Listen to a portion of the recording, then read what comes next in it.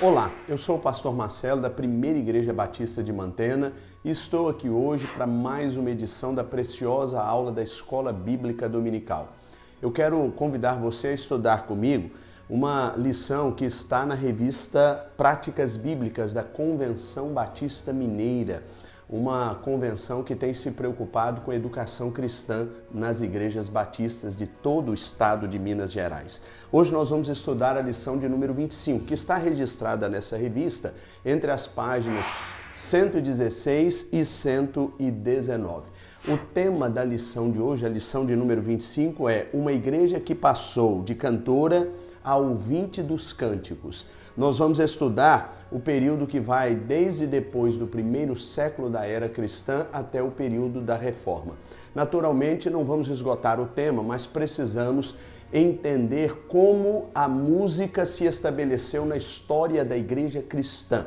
E isso certamente nos ajudará a entender como nós nos tornamos o que nos tornamos e como nós estamos estabelecendo a nossa dinâmica cultica nesses dias, porque o que acontece hoje tem a ver com a história e tem a ver também com as decisões que eu e você tomamos para o futuro. Eu gostaria de aproveitar o ensejo e ler a palavra de Deus, porque como estamos num ensino de escola bíblica, nós precisamos recorrer ao livro máximo da escola, que é a própria palavra de Deus. Este é o livro mestre que norteia e nos orienta àquilo que devemos saber. E a palavra do Senhor a este respeito, em Efésios capítulo 5, a partir do versículo 15 até o versículo de número 21, nos diz assim. Acompanhe comigo esta leitura, Efésios 5, de 15 a 21.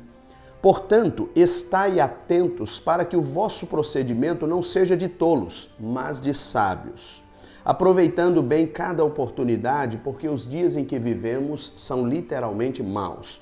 Por isso, não sejais insensatos, mas entendei qual é a vontade do Senhor. E não vos embriagueis com vinho, que leva à devassidão, mas enchei-vos do Espírito, falando entre vós com salmos, hinos, cânticos espirituais, cantando e louvando ao Senhor no coração e sempre dando graças a Deus por tudo o que tem acontecido em sua vida.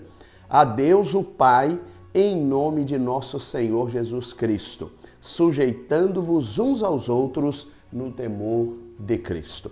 Temos aqui muitas informações que precisam ser analisadas, avaliadas, mas eu gostaria de, em especial, frisar algumas delas que têm a ver diretamente com o estudo com o qual nós estamos nos ocupando.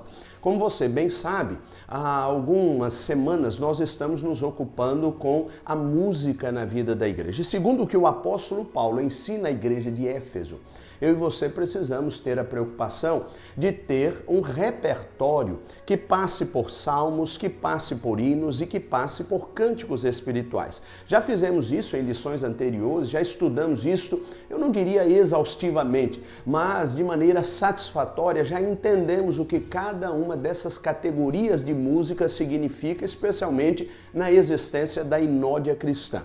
Eu gostaria de frisar algumas coisas importantes. Então, gostaria de destacar que a Igreja do Senhor, especialmente no primeiro século da era cristã, era uma igreja que fazia da música o seu trunfo para a exaltação ao nome do Senhor, para a exortação dos crentes, como vimos na lição anterior, e também para o fortalecimento da sua fé.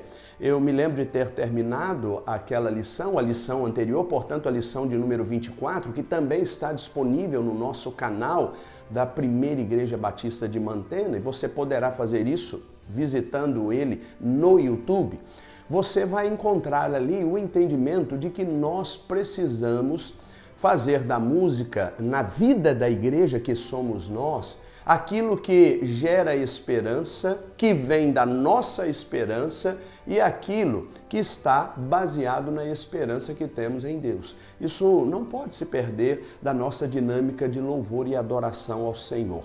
O que significa dizer que nós não somos meros assistentes do culto. e, portanto, do louvor a Deus. Pelo contrário, nós somos agentes, atores que realmente atuam no propósito de exaltar o nome do Senhor. Naturalmente, com isso, vamos ter a nossa esperança fortalecida e vamos produzir na evangelização a esperança que as pessoas também precisam receber, especialmente em tempos tão desafiadores como esse que eu e você estamos vivendo. O primeiro tópico desta lição diz assim: cantando os salmos, os hinos e os cânticos espirituais.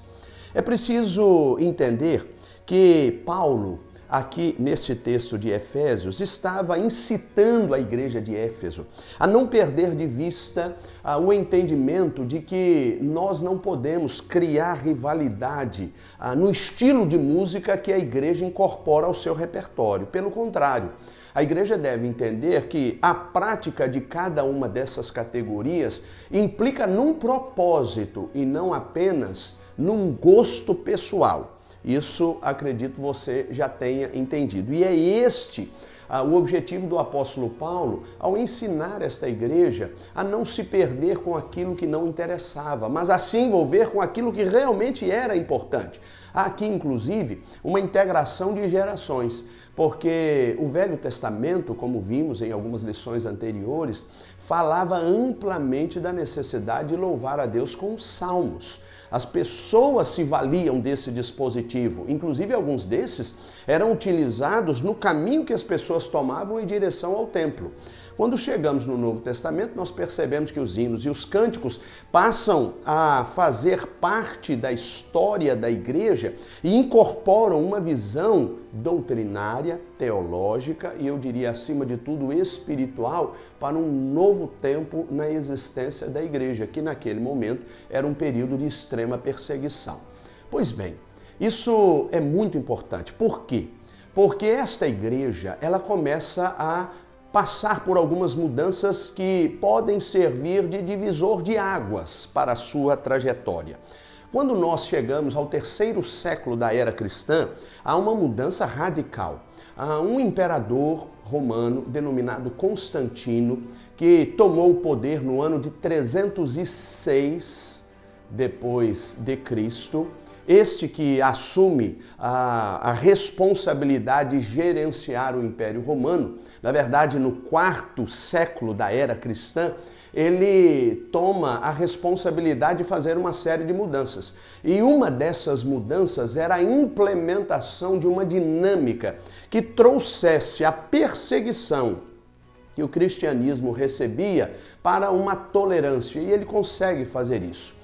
É interessante que no ano de 313 depois de Cristo, Constantino estabelece uma autorização para que todas as cidades do Império Romano tivessem a possibilidade de cultuar na dinâmica do cristianismo.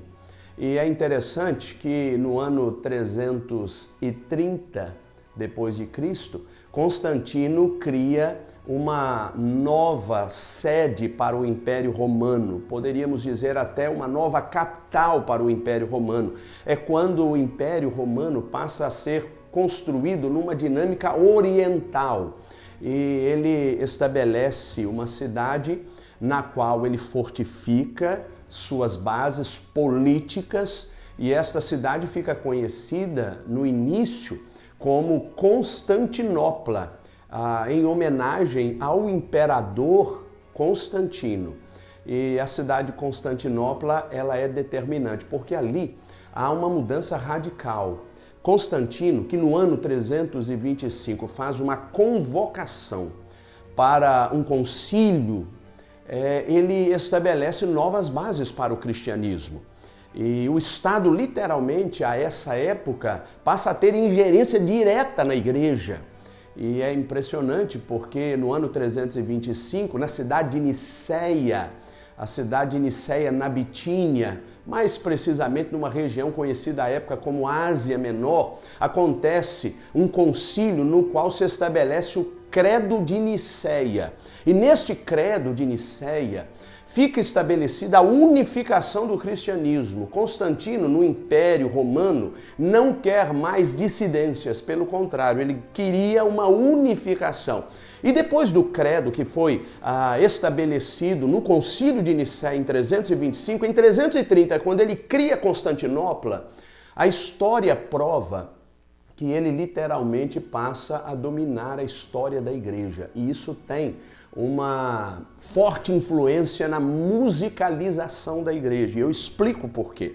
Porque, neste momento, Constantino entende que para que houvesse uma unificação do cristianismo e as várias vertentes pudessem pensar de maneira convergente, ele trabalha com a figura de um sacerdote sendo detentor da palavra de Deus e do poder de Deus. Então, ele traz a figura do sacerdote muito própria do Velho Testamento para ser o líder da igreja. Ali ele estabelece o que ficou conhecido como clero. E o clero passa a dominar a igreja. Então, Constantino é o grande responsável por fazer da igreja cristã uma igreja que passou a ter o poder na pessoa do sacerdote, aquele que é sacerdote de confissão religiosa, aquele que tem a responsabilidade de ministrar, também o poder de definir o que a igreja iria cantar.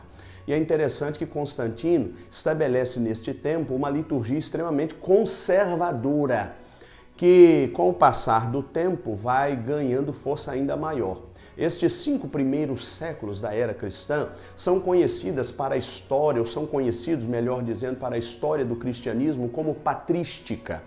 É a era dos pais da igreja, homens sacerdotes que assumiram a responsabilidade de produzir dogmas, de produzir doutrina para ensinar a igreja. Isso vai se consolidar mais adiante, mas não é tema para agora, num período que ficou conhecido como escolástica, quando a igreja passa a escolarizar as pessoas. Então tudo começa com Constantino e esta mudança radical, ela começa a fazer uma série de cortes, uma série de censuras a respeito daquilo que acontecia na igreja primitiva, lá em Jerusalém, no primeiro século da era cristã. Neste 4º século, mais precisamente, a situação fica bem mais conservadora. Neste tempo, cânticos espirituais que são mais espontâneos, como nós bem sabemos, são abolidos da liturgia da igreja. Interessante que muitas vezes nós herdamos tradições e nem sabemos de onde vem. E isso influencia diretamente a nossa maneira de pensar a igreja, né? A própria reverência em si é algo que nós herdamos desta tradição que vem lá do início da era cristã e, por que não dizer, se formos mais longe um pouquinho, da época veterotestamentária, ou seja, do Velho Testamento. Então, Constantino, em 330, estabelece uma dinâmica diferente.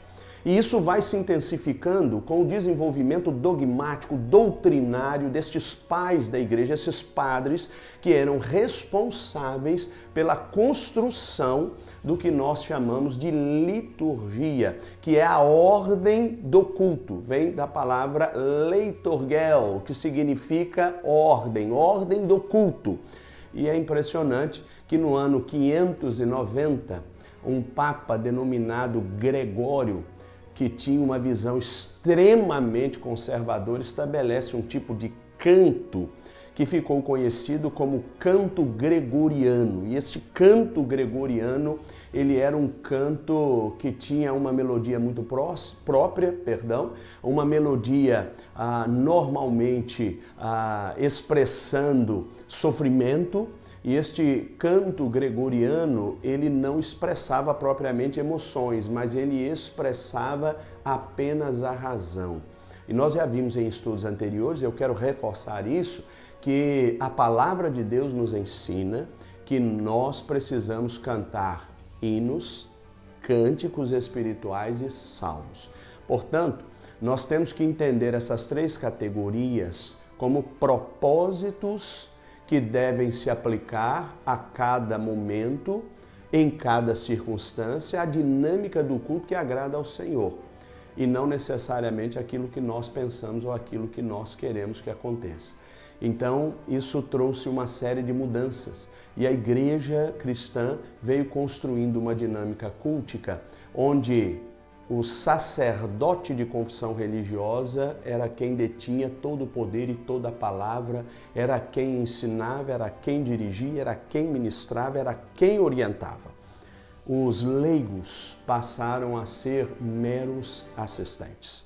Então, esta igreja cristã, que até o primeiro século da era cristã se envolvia na dinâmica cultica com cânticos, com hinos, com salmos, este povo agora passou a ser adestrado, dirigido e organizado numa ordem que passou a ser definida pelo clero. Isto informa muitas coisas para nós, porque com isso nós passamos a enfrentar um tempo de escuridão, que só vai ser modificado com o que a história chama de iluminismo. Mas nós vamos conversar isso mais adiante, porque na lição que vem nós vamos conversar sobre a reforma. E é muito importante você entendê-la também para entender o que nós pensamos, o que herdamos e como nós temos construído a nossa dinâmica de culto também. Então veja, o que Constantino faz, o que Gregório reforça, estabelece uma dinâmica de culto extremamente conservadora, extremamente castradora. E nós já vimos que não é bem assim que a palavra de Deus nos ensina que devemos fazer em nossa trajetória cultica. Isso vale para todas as igrejas cristãs. Eu e você precisamos entender que o nosso parâmetro sempre foi e sempre deverá ser a palavra de Deus. Embora, historicamente, nem sempre tenha se concretizado esta realidade na vida de muitas igrejas. Aí, seguindo em frente, eu queria lembrá-lo de algumas informações importantes. Mas, para tanto, eu gostaria de chegar ao segundo tópico desta lição, porque o segundo tópico ele é tão esclarecedor quanto o primeiro tópico, para entender como a igreja modificou a sua maneira de cantar com o passar dos anos. O povo, segundo tópico, o povo ouvinte do canto. Bom, a partir do quarto século da era cristã, o padre ou o sacerdote passou a ministrar a celebração de costas para a igreja. Como eram extremamente conservadores, passaram a se valer da língua máter da igreja, o latim.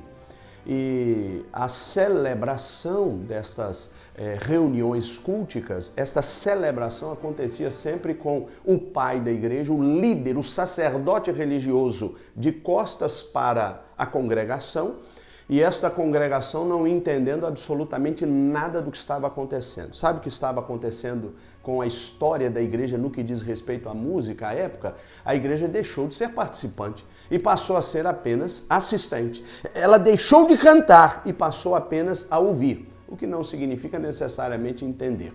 Eu poderia até fazer uma observação aqui ao autor da lição.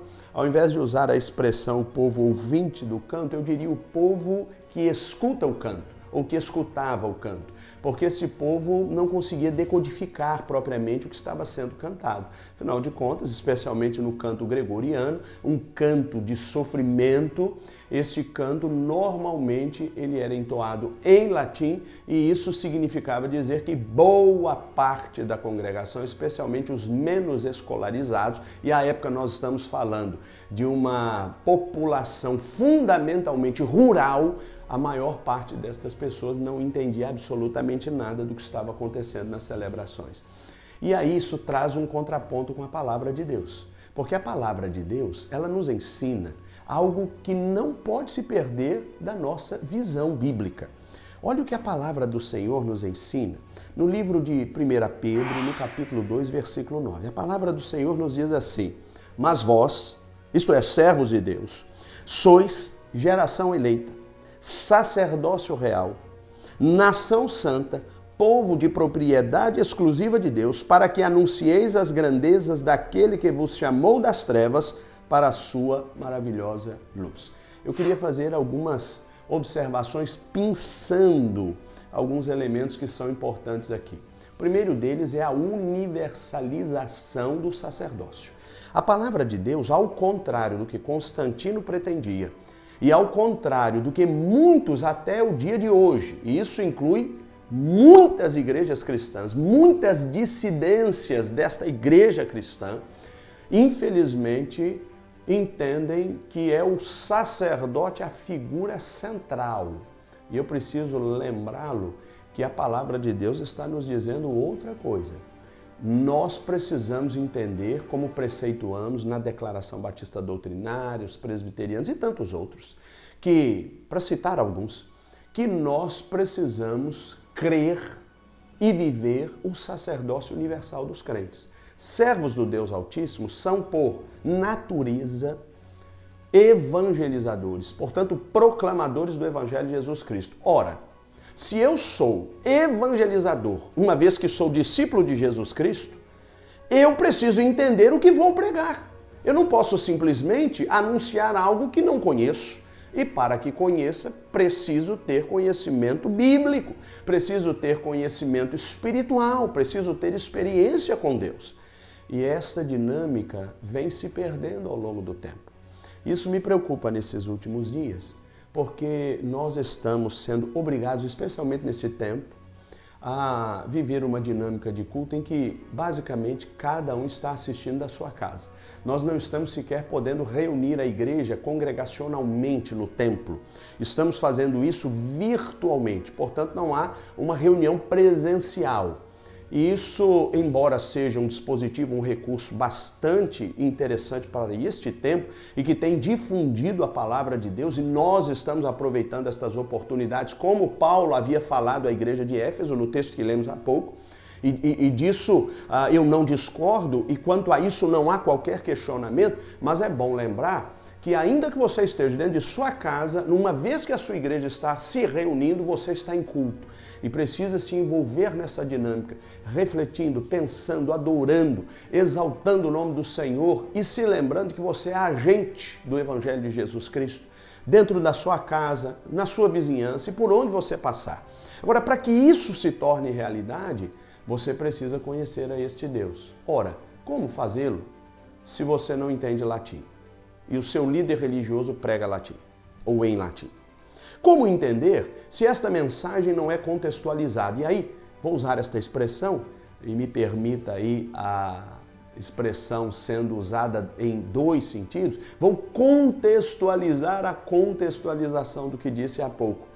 Muitas vezes o pregador contemporâneo não está se valendo da língua latina, ou pelo menos da língua original latina, o latim.